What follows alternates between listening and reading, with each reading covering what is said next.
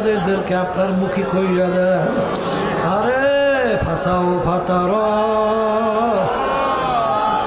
ইদিন কাশাফাল গুবার আফরাসুন তাহতা রিজলিকা আমহমা।